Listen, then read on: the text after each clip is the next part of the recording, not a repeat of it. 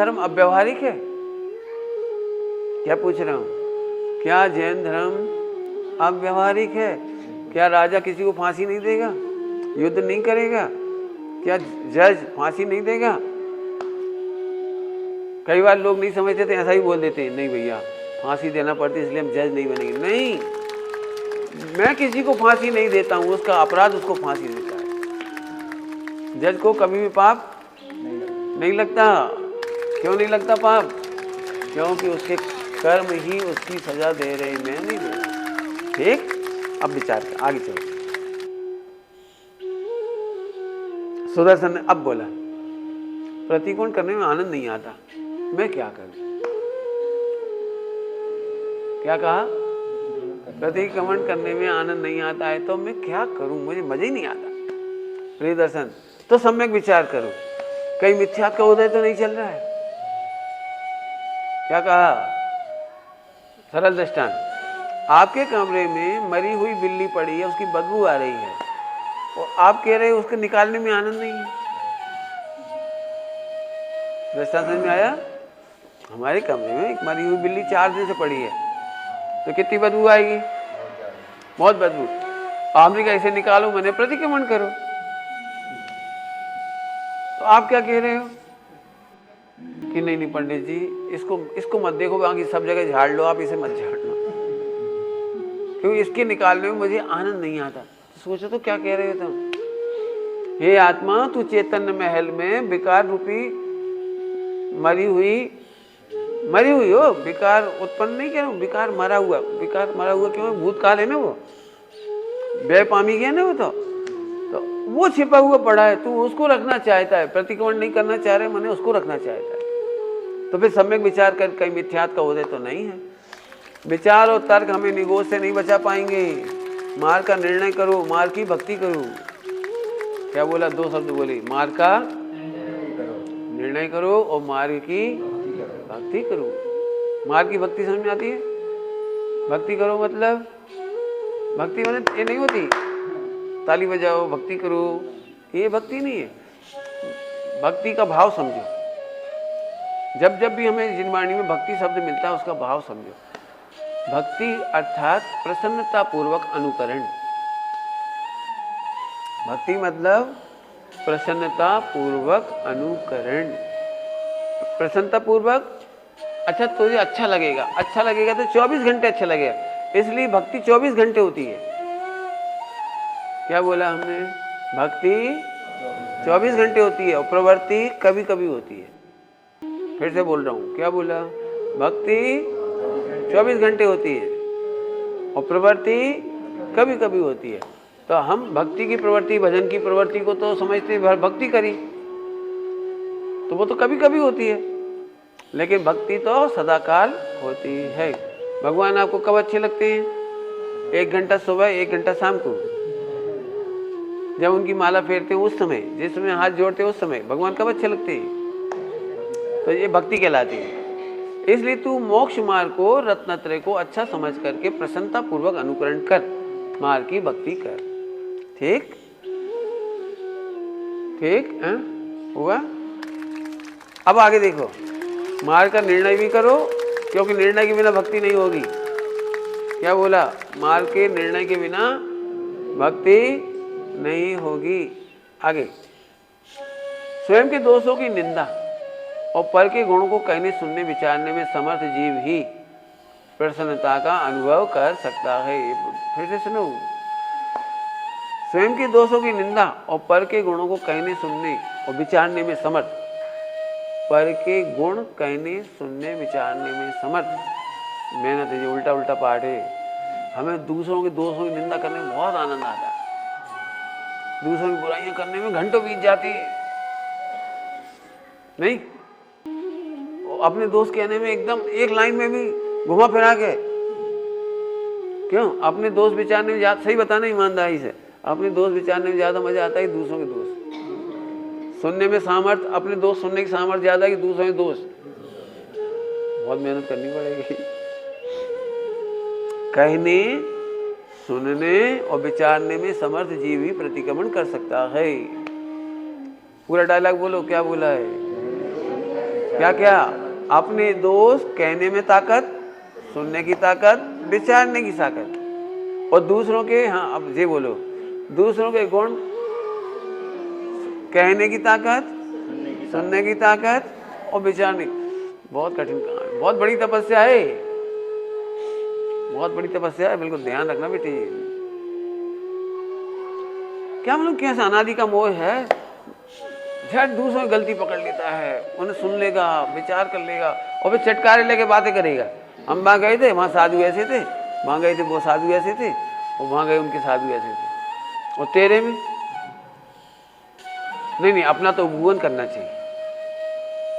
अरे दूसरों का उपभुवन करना चाहिए और अपने दोष मिटाना चाहिए। दूसरों के दोष उपभुवन करना चाहिए, अपने दोष मिटाना चाहिए। ठीक, आगे चले। मेहनत है बहुत इन पाठों में। इसी के फल में आगे भी गुणी जन मिलेंगे। ओहो, एक बहुत बड़ी बात कह गई हम। आपको अच्छे गुरु, अच्छे आचार्य भविष्य में चाहिए या नहीं चाहिए? केवली भगवान चाहिए कि नहीं चाहिए? गणधर भगवान चाहिए कि नहीं चाहिए? आवाज नहीं आई, आज नींद आ रही है? फिर से, अच्छे गुरु देख करके तो डर लगता है, तो इनसे अच्छे गुरु कैसे मिलेंगे? स्कूल में बच्चे शिकायत करते हैं, हमारे फिजिक्स के टीचर अच्छा नहीं, मैथ का टीचर अच्छा नहीं है, और अच्छे टीचर मिलता है वो अच्छा लगता नहीं, क्योंकि वो कहते फिजिक्स रट के आओ, केमिस्ट्री रट के आओ, खड़े हो जाओ, देखो कहाँ देख रहे, इधर चलो, हम लिख रहे, देखो सवाल देखो, ये बहुत टफ है, अच्छा होना चाहिए थोड़ा। अच्छा माने तेरी परिभाषा खराब को अच्छा है, खराब को अच्छा कहना है कि स्ट्रिक्ट को अच्छा कहना है?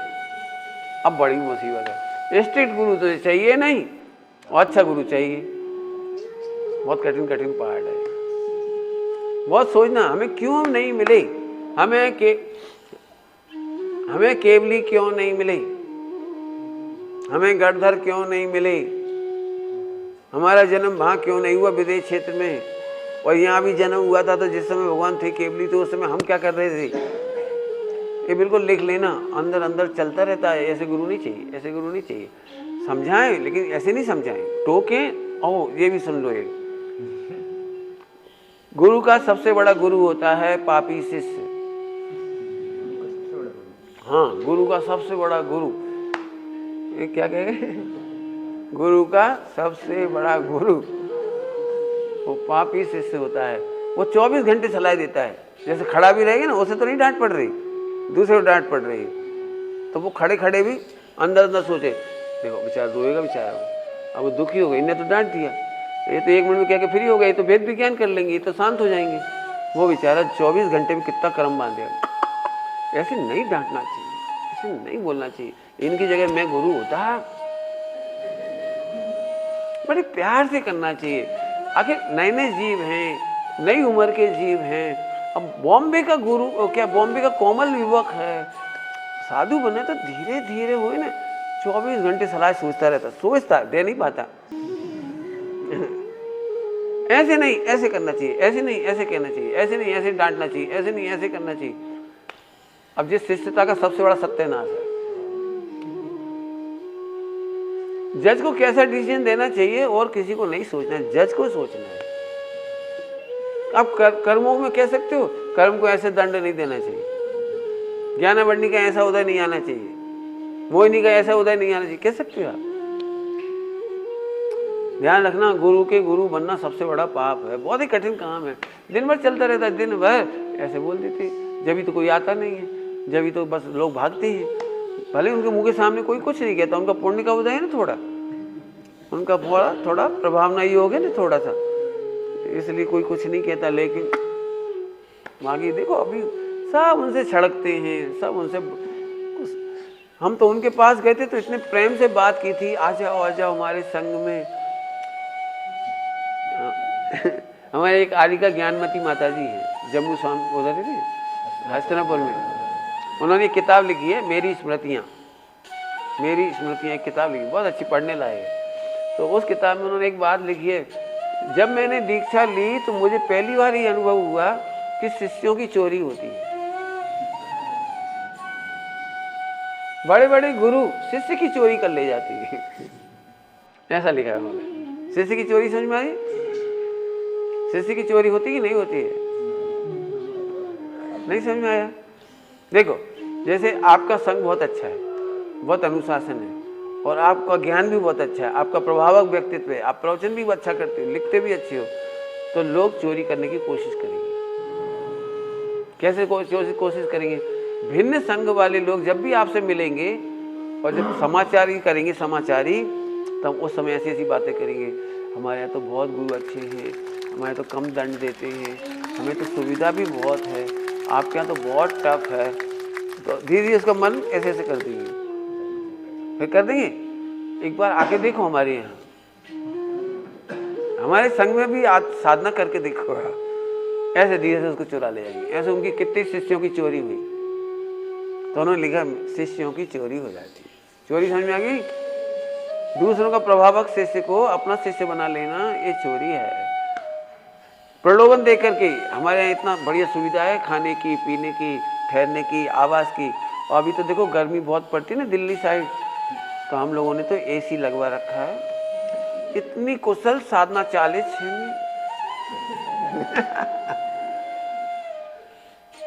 और कमरे में अगरबत्ती लगा दो तो बहुत अच्छा अच्छा उसका खुशबू आती है, और म्यूजिक बजाते हैं हम लोग मोबाइल पे, एकदम भगवान का नाम, वो मोबाइल पढ़ता है, हम केवल सुनते हैं। ऐसे चोर बहुत हैं। क्या है? कौन से चोर बहु फिरत हैं? विषय चोर बहु फिरत है। हाँ भैया, ऐसे चोरों से सावधान रहना, निगोद में पहुंचा देंगे आराम से वो। तो समझ में आया? स्वयं के गुणों का विकास हो सकेगा। 5 वर्ष का बालक, हाँ, शिष्य कैसा होना चाहिए? जब 5 वर्ष का बालक कक्षा 1 में भर्ती होता था पुराने जमाने, आजकल 3 साल का हो जाता है, नर्सरी में कहलाता है। 5 वर्ष का बालक व्यवस्थित अध्ययन करके डॉक्टर बन सकता है, तो मैं भगवान क्यों नहीं बन सकता? कैसा समर्पण करना गुरु के सामने, कैसा? जैसे एक बालक, 5 साल का अबोध बालक स्कूल में जाता है, क्रम से व्यवस्थित पढ़ता पढ़ता एक दिन डॉक्टर बन जाता है, इंजीनियर बन जाता है, ऐसे एक दिन में गुरु के चरणों में व्यवस्थित होकर के, हाँ, क्या करके? व्यवस्थित होकर के एक दिन भगवान बन जाऊंगा। दीनता ना देखो, प्रभुता देखो। दोष होने पर भी अपने में दीनता नहीं देखो, प्रभुता देखो। क्या होने पर भी? दोष होने पर भी। ठीक है?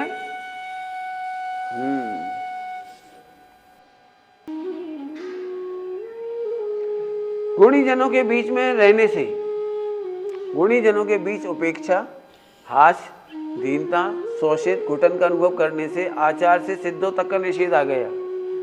आचार से शिष्य, कहाँ तक? सिद्ध तक, शिष्य नहीं, आचार्यों से सिद्ध तक का निषेध आ गया।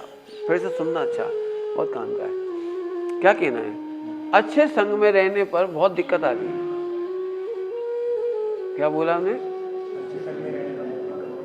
कौन को? मोह को। और जो मोह का फेवर करेगा उस शिष्य को बहुत दिक्कत आई। जब सारे ही लोग अच्छे से होते हैं ना, अच्छे पढ़ते हो, तो जो नहीं पढ़ने वाला होता उसे बड़ी तकलीफ होती है। जो आएगा, पर मत करो, छो पढ़ो, देख कैसे पढ़ते हैं, और उसको बड़ी तकलीफ। तो ऐसे लोगों को ढूंढता है जो नहीं पढ़ते। स्कूल होता है, स्कूल पहले दिन कक्षा 9 में 100 बच्चे भर्ती हुए, सब नए नए थे, कोई किसी को नहीं जानता था। एक सप्ताह बाद ऑटोमेटिक 10 बच्चे सिगरेट पीने लगे वाले तो एक ग्रुप में आ गए, 20 बच्चे अच्छे पढ़ने वाले आगे की बेंचों पे आ गए, 20 गधा बच्चे पीछे की बेंच पे चले गए। कौन ने छांटा इनको? 5 बंक मारने वाले बाहर गेट आउट हो गए, 10 होमवर्क नहीं करने वाले एक तरफ बैठ जाते कोने में जाके, गुरु देख ही ना पाए, होमवर्क नहीं किया उन्होंने। कुछ लोग दूसरों की कॉपी से होमवर्क करने के मूड में रहते, कुछ अपना होमवर्क खुद करते। इतनी सारी क्वालिटी कौन ने छांटी? कौन ने छांटी? ऐसे ही दीक्षा लेते समय तो सब एक जैसे लगते हैं, इसके बाद छटनी हो जाती है, छटनी होती जाती है अंदर अंदर। जिसको जिसकी रुचि होती है, जिसको प्रमाद की रुचि है तो प्रमाद वाले 4 लोग इकट्ठे हो जाते हैं। भक्ति करने वाले 4 अलग हो जाएंगे, साधना करने वाले अलग हो जाएंगे, मौन वाले अलग हो जाएंगे, लेखन करने वाले अलग हो जाएंगे। अब अपनी रुचि भगवान बनने की हो तो भगवान बनने वाला ग्रुप बनाना। क्या कहा? हाँ, चलो आगे चले। तो उपेक्षा, दीनता, शोषित, घुटन, ये तो होगी ना। हाँ, इसके फल में विपरीत शिथिलाचारी गुरु मिलेंगे, पापी प्रमादी गुरु मिलेंगे, तो हम अपने को मूर्खों अज्ञानियों में श्रेष्ठ अनुभव होंगे। हाँ भैया, अच्छे गुरुओं के बीच, हाँ बहुत अच्छी, एक अच्छा वाक्य बोल रहा हूँ। ज्ञानी का शिष्य बनना कि मूर्खों का गुरु बनना? क्या बोला? बोलो। आप चाहो तो करोड़ों मूर्खों के गुरु बन सकते हो बड़े आराम से, बन सकते हो बड़े आराम से। करोड़ों फॉलोअर मिल जाएंगे व्हाट्सएप पे, काय पे जो तुम्हारे काय फॉलोअर जो कहलाता तुम्हारा, लाखों करोड़ों मूर्खों के गुरु हम अनंत बार बने, कोई फायदा नहीं। एक बार सच्चे गुरु के शिष्य बन जाओ, भगवान बन जाओ। समझ में आई बात? सोचना खूब, बहुत जोरदार है। गुणों में हिरास होगा, मान की पूर्ति होगी, भविष्य में भी बे ही मिलेंगी। गुणहीनों को देखकर भी तो हम आलोचना करते हैं, और शिथिलाचारी अज्ञानी ही हैं कि सभी शिथिलाचारी अज्ञानी हैं। तो हम तो महाभागशाली, हमें गुरु अच्छे मिले हैं। तब हम द्वेष, आलोचना, घृणा, ईर्षा, ग्लानि, जुगुप्सा करते करते ब्रह्मचर्य नष्ट कर देंगे। आत्मीय स्नेह से समझाएंगे, उसको समझाया। अब फिर प्रश्न आ गया, सबके सामने तो नहीं टोकना चाहिए, आपके दोस्त सबके सामने कहना कि नहीं, प्रश्न ये। सोचो भाई, भगवान सुनना सबके सामने अच्छा लगता है, और टोकना?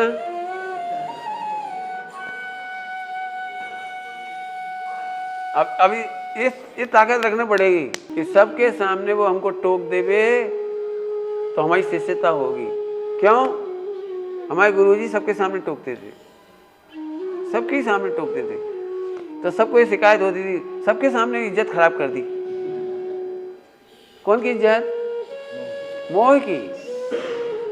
कौन की इज्जत खराब कर दी?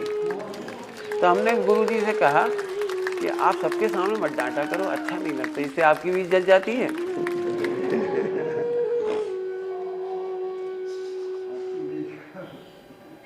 तो उन्होंने एक बहुत अच्छी बात कही, तू मेरी इज्जत जाने की चिंता मत कर। मिथ्या दृष्टि मेरी इज्जत कर नहीं पाएंगे, और सम्यक दृष्टि होंगे वहां इज्जत जाएगी नहीं। क्या कहा? मिथ्या दृष्टि मेरी इज्जत कर नहीं पाएंगे, और सम्यक दृष्टि में मेरी इज्जत नहीं जाएगी। तू मेरी चिंता छोड़ दे। तो मैं फिर आप सबके सामने डांटोगे? बोले हाँ, तुझे रहना हो तो रहने जा, नो कंडीशन, हम सबके सामने डांटेंगे, बिल्कुल सबके सामने। तो मैंने कहा आप ऐसा क्यों करते हो? बोले यदि मैं अकेला में डांटूंगा ना तो तेरा मान कसाय पुष्ट होगी, और सबके सामने डांटूंगा तो तेरे मान कसाय का भूत उतरेगा। अब बहुत तेरे को लगेगा सबके सामने मेरी इज्जत, तो तू नक्की कर, तेरे आत्मा की इज्जत की शरीर की इज्जत, आत्मा की इज्जत की कर्मों की इज्जत, आत्मा की इज्जत की कसायों की इज्जत, तुझे कौन सी रखनी है? रोक, सोच। उन्होंने कहा, मैंने कहा ठीक है, आप सबके सामने डांटना, मुझे कोई दिक्कत नहीं। मुझे सबके सामने डांट पड़ी, भरी सभा में हजारों पब्लिक बैठी, सैकड़ों, तो भी डांट पड़ी। तो मैंने कहा कोई बात नहीं, मैं जानता हूँ आप परीक्षा ले रहे हो। तो मैंने फिर बहुत मेहनत करी, वो बता रहा हूँ आपको, मेहनत की वो बता रहा हूँ। तो फिर पंडित साहब ने बड़ी करुणा से समझाया, बेटा जो दोष तुम में वो सब में है। क्या कहा? तो तुम्हारे माध्यम से हम सबको बता देते हैं।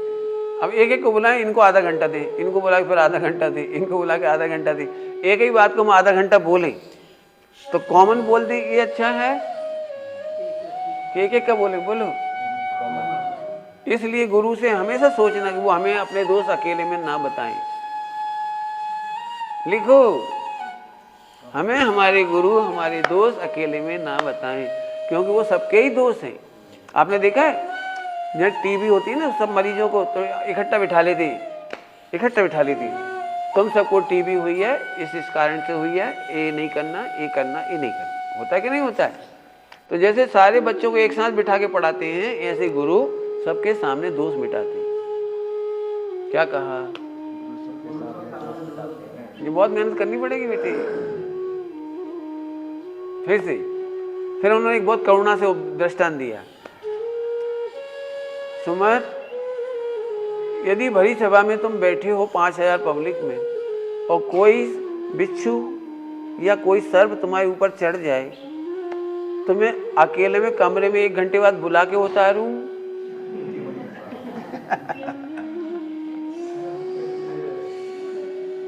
क्या करना है बोलो? क्या करना चाहिए? अभी इस सब के बीच में किसी ऊपर कॉकरोच चढ़ जाए या कुछ चढ़ जाए तो क्या करोगे आप? एकदम झट उड़ा देंगे, उसको हटा देंगे एकदम जोर से। तो इसमें कोई शंका शर्म की बात है? बोलो।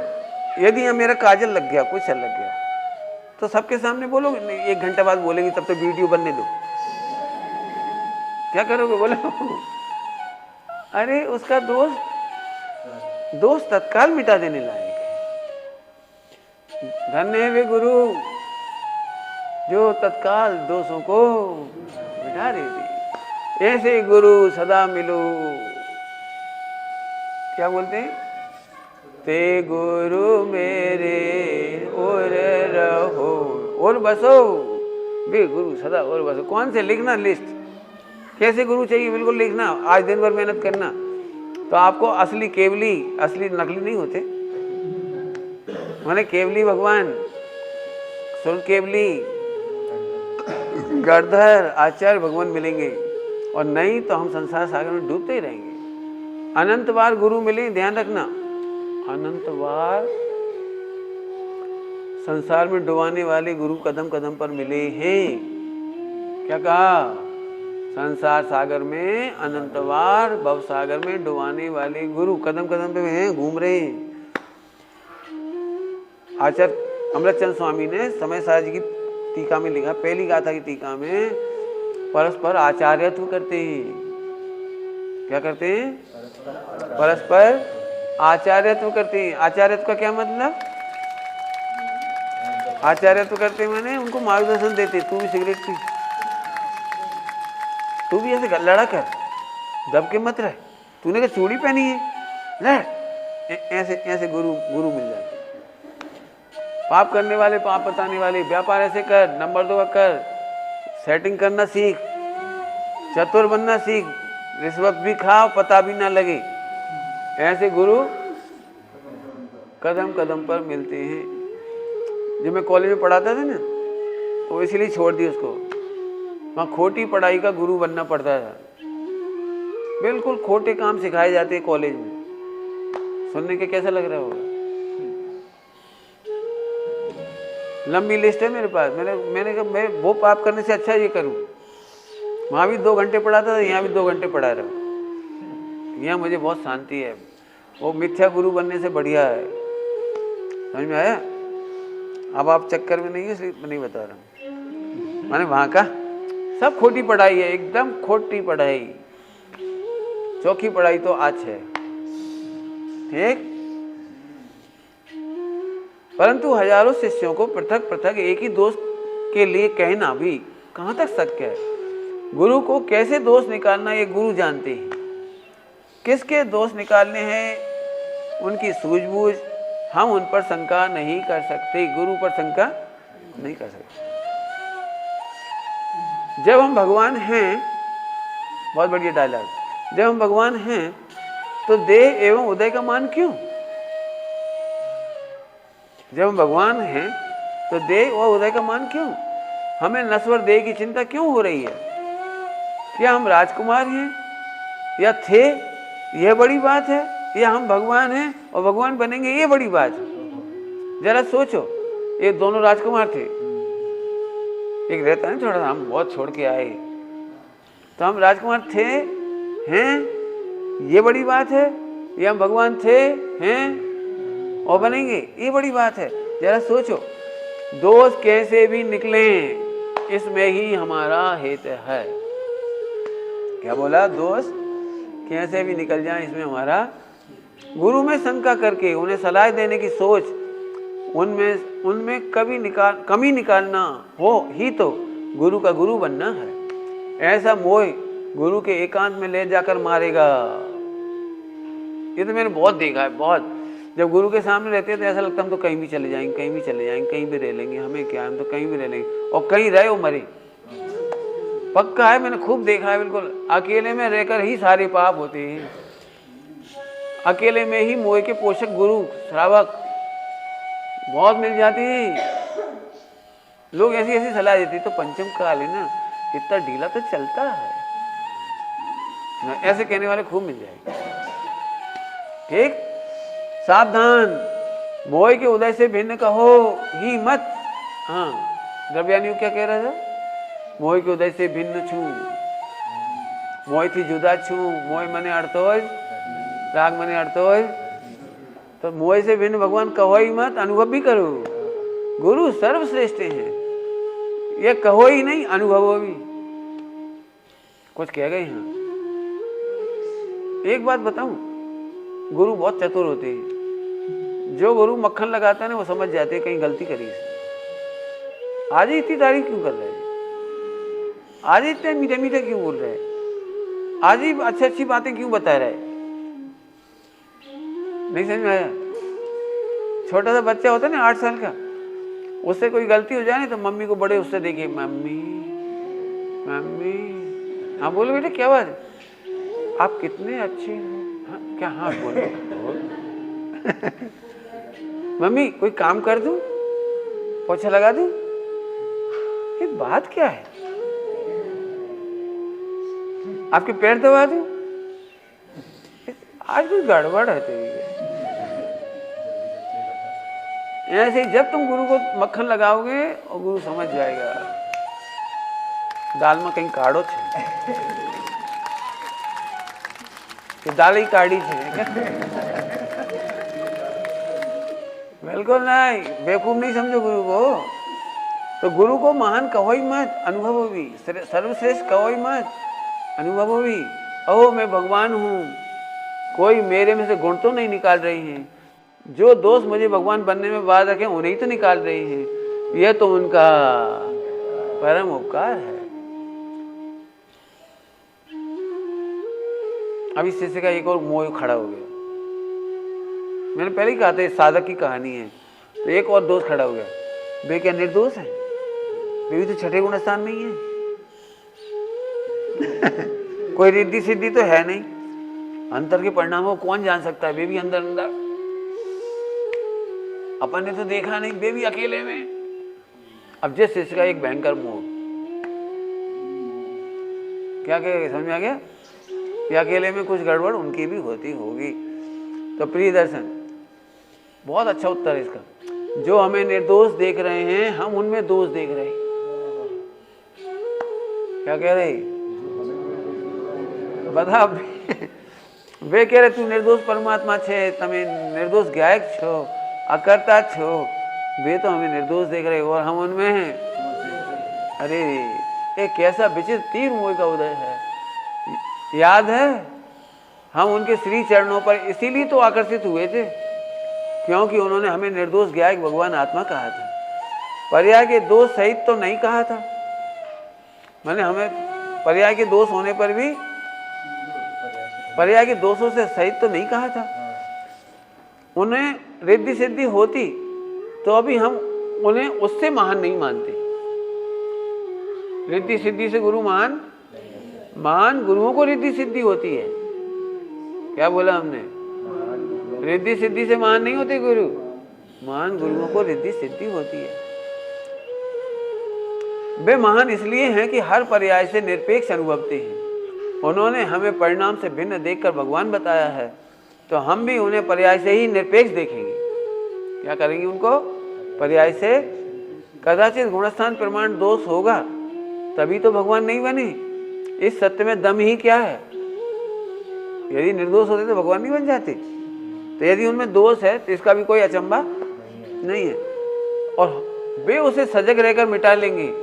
दोष होना, सुनना, दोष होना बुरा नहीं है, दोषों का पक्ष लेना बुरा है।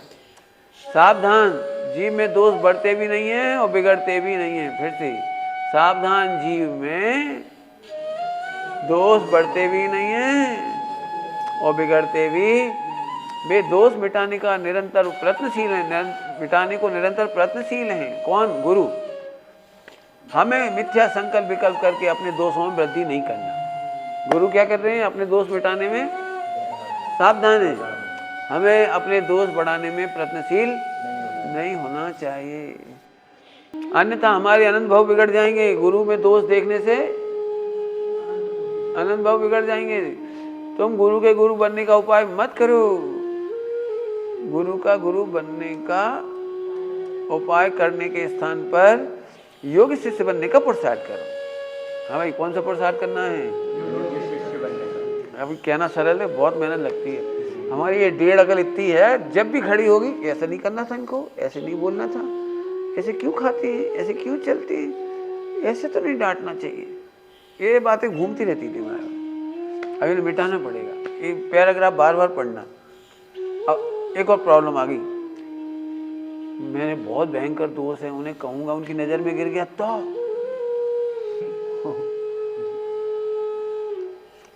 तो एक सबसे बड़ी समस्या है उनकी नजरों में गिरना।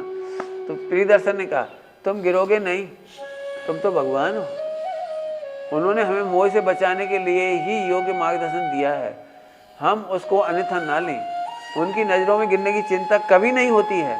वास्तव में स्वयं की नजरों में गिरकर ही आत्मविश्वास कमजोर होता है। हम अपनी नजरों में ना गिरे इसकी चिंता करो। गुरु से छिपने वाला अपनी नजरों में गिर जाता है।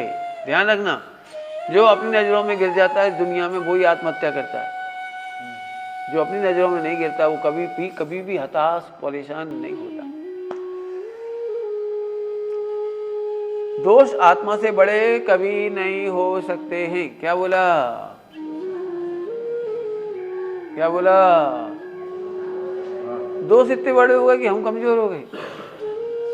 दोष हमेशा छोटे होते हैं। ये तो हम अपनी प्रभुता भूल गए, इसलिए बड़े लगने लगे हैं। क्या कह रहे? इसमें बहुत मेहनत करना। दोस्त बड़े बड़े लगने लगे, उन्हें अपन कितने छोटे हो गए। और दोस्त कैसे हैं? गाय के स्मरण माथे से भस्म हो जाए। बताओ, दोस्त बड़े की आत्मा बड़ा? पता नहीं। आत्मा की महिमा इसलिए फिर कह रहे आत्मा की महिमा करो, है ना। हम स्वास्थ्य से मिटा सकते हैं तो कहने में भय कैसा? छिपाने के फल में तिरंज गति में कैसे क्यों जाएं? जो गिरा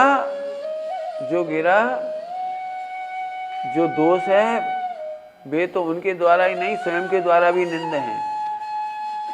अपने दोषों की निंदा दूसरा करेगी, अपन भी करें। अपने दोषों की निंदा तो अपन भी करो। उनके पक्ष में सोचने से अनंतानुबंधी कर्म का बंद हो जाएगा। दोष होना बुरा नहीं है, दोषों को गुण मानना बुरा है। दोषों को सहज कहना बुरा है, स्वच्छंद होना बुरा है। उनके लिए गुरु बुरे बनना बुरा है। लो, दोषों के लिए गुरु से बुरा बन जाना बुरा है। हाँ, मैं तुम अब तो सहज ही हो रहे, तो तुम तो मिटाने नहीं चाह रहे, छिपाने के लिए सहज कह रहे हो, इसलिए बुरा है। और दोषों के चक्कर में गुरु से बुरा बनना बुरा है। गुरु हमारे तारणहारे हैं, तारणहारे हैं। लोक में ऐसे गुरु मिलने दुर्लभ हैं। भगवान बनाने वाले, स्वयं को भगवान बताने वाले तो बहुत मिल जाएंगे, लेकिन शिष्य को भगवान बताने वाले बहुत दुर्लभ है। लोक में ऐसे गुरु मिलने दुर्लभतम, और हम कसाय बस भगवान का अनादर कर रहे हैं। आज तक गुरु से विमुख होकर कोई सुखी नहीं हुआ। क्या बोला?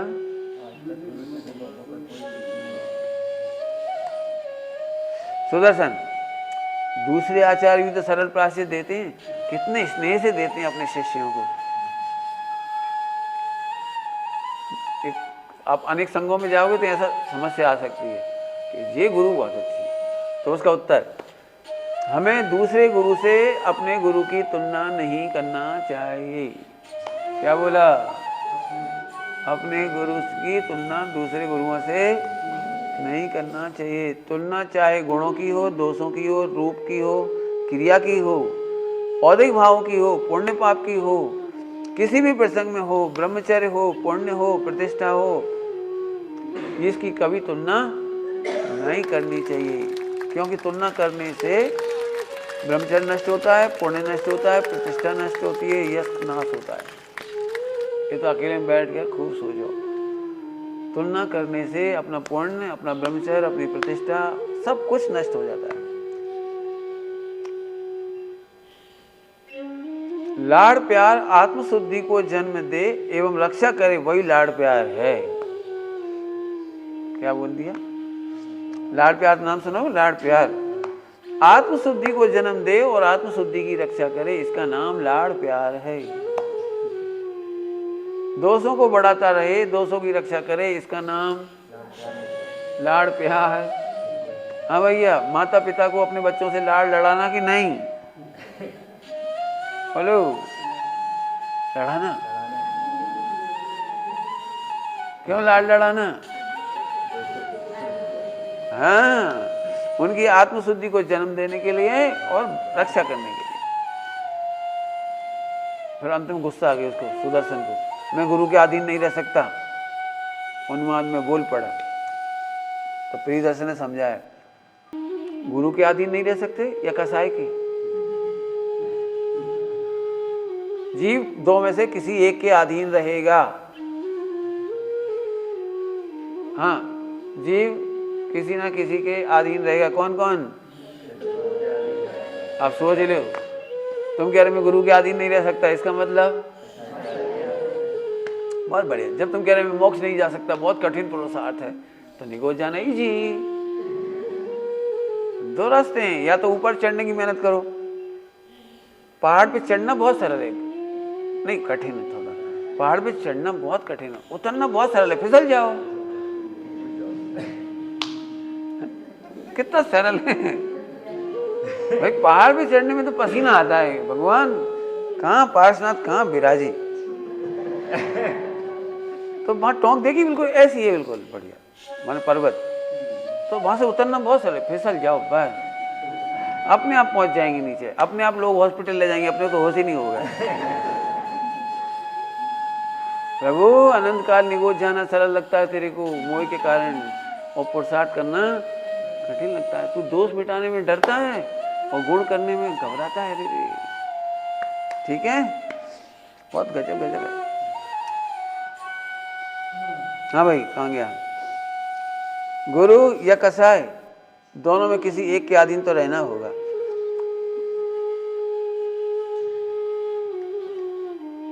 गुरु के अधीन रहना अच्छा लगता है नहीं लगता? अच्छा लगता है? मुझे नहीं लगता। मुझे तो अपने अधीन रहना अच्छा। अपने अधीन रहो तो गुरु कोई अधीनता करने वाले, गुरु डांटने वाले नहीं है, टोकने वाले नहीं है, प्रायश्चित कराने वाले नहीं है, कुछ नहीं कराएंगे। तू तो अपने में रहे बस। तो एनी हाउ ये ध्रुव भगवान को पकड़ो और मस्त रहना सीख जाओ बस। ठीक। मोह के अधीन जीव अनंत परवस्था को प्राप्त होता है और गुरु के अधीन रहने वाला जीव अनंत स्वतंत्रता को प्राप्त होता है। अनंत परवस्था मोह के बस, और गुरु की परवश रहने पर अनंत स्वतंत्रता। इंद्रिय ज्ञान से देख रहे हो, अतः समझ में नहीं आ रहा है। दोष बिना आत्मा स्वतंत्र होता है या दोष सहित? बोलो भाई, करो इसका प्रवचन। दोष सहित आत्मा स्वतंत्र होता है या दोष रहित? वो विचार करो। यदि आपको लगता है दोष रहित स्वतंत्र होता तो गुरु बहुत अच्छे लगेंगे, बहुत अच्छे लगेंगे। आगे चलो। तो सुदर्शन बोला दोष बिना, परंतु मैं उपाय कर तो रहा हूं, अभी तो कसाय बढ़ रही है। गुरु के पास रहकर घुटने से अच्छा है गुरु से दूर ही चला जाऊं। अतः दूर रहना ही श्रेष्ठ है। प्रिय दर्शन, अज्ञान में जो उपाय भास रहा है वो मिथ्या है। गुरु के पास रहकर कसाय बढ़ा मिटाना या गुरु से दूर जाके कसाय मिटाना, बहुत कठिन कठिन पार्ट है। बहुत गुस्सा आए गुरु के पास रहकर तो दूर जाना चाहिए कि पास रहना चाहिए? बहुत सोचना पड़ेगा, बहुत। हमारी तो घुटन हो जाती है, बोल ही नहीं पाते, वही घुटता रहता दिन भर। क्या बोले उनके सामने, उनका तो विचक्षण उपयोग है, अपनी बुद्धि काम नहीं करती। बहुत टेंशन होती है, भगवान मेरा कैसा जन्म हुआ, कैसी बुद्धि हुई, क्या करें। ऐसे घुट घुट के रहने से तो अच्छा है कि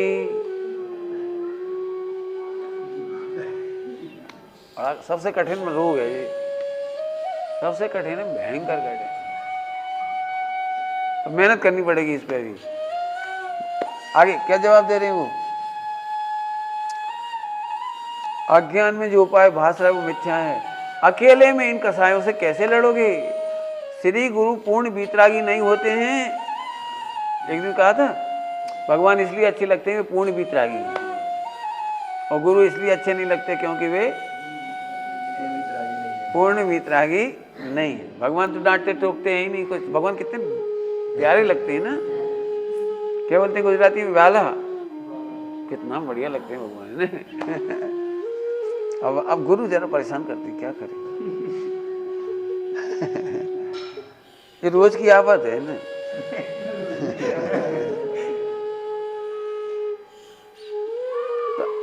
अकेले इन कसायों से कैसे लड़ोगे? श्री गुरु पूर्ण वीतराग नहीं है इसलिए अच्छे नहीं लगते। समझने की कोशिश करो, वे हमारे दुर्गुणों से द्वेष करते हैं और निर्मल दशा से राग करते हैं। भगवान पूर्ण वीतरागी होते हैं अतः अच्छे लगते हैं। गुरु अपने में रहते हैं, वे कोई उपसर्ग करता तो नहीं है। जब उपसर्गकर्ता के सामने हम स्वरूप में रह सकते हैं तो गुरु के सामने क्यों नहीं रहते? जब लोग निंदा करेगी तब तो तुम शुद्धोपयोग में रहने की सोच रहे हो, और गुरु हमारे दोस्त बता रहे तब शुद्धोपयोग में रहने की नहीं सोच रहे जी। क्या है माने कोई उपसर्ग पैसे आ जाए तो अपने में रहना ही पड़ेगा ना, शुद्धोपयोग करेंगे साधु हैं तो गुरु के सामने क्यों नहीं रह सकती? उत्तर जोरदार। सोचो, हमने दीक्षा दिवस पर उन्हें गुरु क्यों बनाया था? उस दिन तुमने श्री गुरु के चरणों में नतमस्तक होकर कहा था मेरे में एक भी दोष नहीं रहने देना, ये देह आपको समर्पित है और आत्मा का आनंद मैं करूंगा, ये तुमने कहा था और भूल गई? गुरु तो ऐसा चाहिए आधीन रखे ना कोई, और शिष्य भी ऐसा चाहिए सदा आधीन ही होए। सुदर्शन, कुछ सोचते हुए फिर क्या करूं? संसार के दुख अब तो नहीं सहे जाते। अब यहां से चेंज आ गया। इतने डिटेल सोचो बेटे, फिर से बार बार पढ़ के सोचो इसको, नहीं तो क्या है ब्रह्मचर्य नष्ट हो जाएगा, और कुछ नहीं है। प्रिय दर्शन, मेरे छोटे से छोटे दोषों को टोका जावे ऐसा अभिप्राय रखो, जे करो। टोका जाना महापुण्योदय समझो तो ब्रह्मचर्य नष्ट नहीं होगा, अन्यथा कितने ही कोटि कोटि साधक संसार सागर में समा गए। टोका जाना मोह को बड़ा कष्टप्रद लगता है, जीव को नहीं, ज्ञानी जीव को नहीं, परंतु मात्र मोही अज्ञानी मानी को, अर्थात अपने को आत्मा नहीं देखने वाले को मानादि नहीं छूटेगा, उन्हें बुरा लगता है। मानी जीव कभी क्षोभ में अटकता है, कभी क्रिया, कभी धन, कभी मान, कभी यश, पुण्य की प्रभुता या दीनता, ये सब ब्रह्मचर्य का भक्षण कर लेंगे। जिन्हें टुकना ना हो, या तो वे निर्दोष गायक में मग्न रहें या केवल प्राप्त कर लें, और नहीं तो विवाह करके घर में रहें, एकाकी ना रहें। ये हमें ब्रह्मचारी के लिए लिखा है ना। ध्यान रहे, जो गुणियों के द्वारा नहीं टोके जाते उन्हें हर कोई टोकने लगता है। टोकनहार पुण्य के उदय से मिलते हैं। सदा याद रखो, टोकने वाला न मिलने से प्यारा मासूम बालक चोर डाकू बनकर फांसी पे चढ़ गया था और आज भी चढ़ रहे हैं। मेरा परिकमंड का समय हुआ, मैं चलता हूँ। अपना भी समय हो गया। कहाँ जाते हैं? मेरे परिक्रमण का समय हुआ, मैं चलता हूँ। आप निम्न बातों की गहराई से विचार करो। फिर उसने और बातें बता दी थी गहराई से विचार करने के लिए। कहानी सुनने में बोर तो नहीं हो रहे आप? हाँ, अब पढ़ के ही सुनानी पड़ेगी, प्रवचन करेंगे तो जिंदगी लगेगी। हाँ जी, ठीक है, समय हो गया। निज निधि निज में बताई, उपकार है उसके लिए जिनवाणी मांगो, वंदना शत बार है, वंदना शत बार।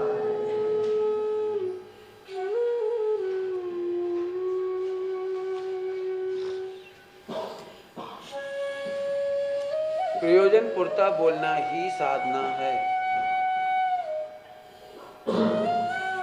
सोचना समझो, प्रयोजन पुरता बोलना ही साधना है। अप्रयोजन भूत बोलना अनर्थ दंड है। ये हमने समझाने के लिए बोला, हमारा बात करता ही है प्रयोजन पुरता बोलो। तो आज आपको ये लिखना है कि प्रयोजन पुरता क्या क्या होता है। जिससे देह का प्रयोजन पूरा हो जरूर बोलो, कोई दिक्कत नहीं। आत्म कल्याण का प्रयोजन हो जरूर बोलो, परोपकार हो तो जरूर बोलो, कोई दिक्कत नहीं। ये हमने प्रयोजन बता दिया। अब दिन भर चेक करना कि हम इन तीनों में के अलावा कितना बोलते हैं। चेक आउट क्या करना? चेक आउट स्वयं पर का उपकार और देह का प्रयोजन। गोचरी वगैरह है, आदि है, बीमारी है, सुख दुख है, कोई बाधा नहीं है। साधु भी अपनी सेवा करते कराते हैं, समाधि में लिखा है अपनी करते कराते हैं, तो वो देह के लिए प्रयोजन पुरता है। लेकिन कोई आपको मिल जाए अपने नगर गांव का, तो फिर उससे 10 मिनट तक उसे पूछा वो और कैसे वो सेठ, वो कैसा है, हमारे परिजन वो रहते हैं वहाँ पे। हाँ, तो यदि हाँ कहाँ से आया कोई मतलब ही नहीं कहाँ से आया, हमसे पूछो निगोज से आया।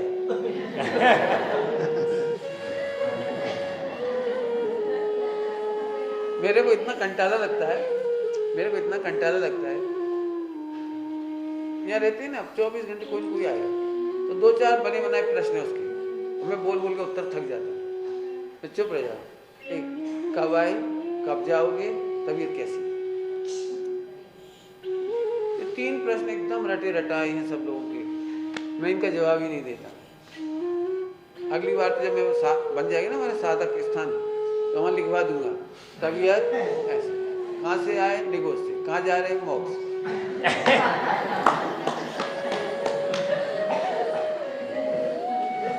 जो भी कोई पूछेगा मान जाओ।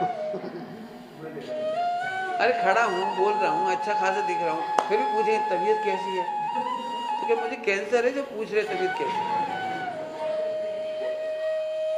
मैंने 3 बातों में समय खराब नहीं करना, इसलिए आपको ही बताया। कौन कौन सी बात बोली? प्रयोजन पुरता में 2, 3 आत्मकल्याण, दूसरा देह और दूसरा पर।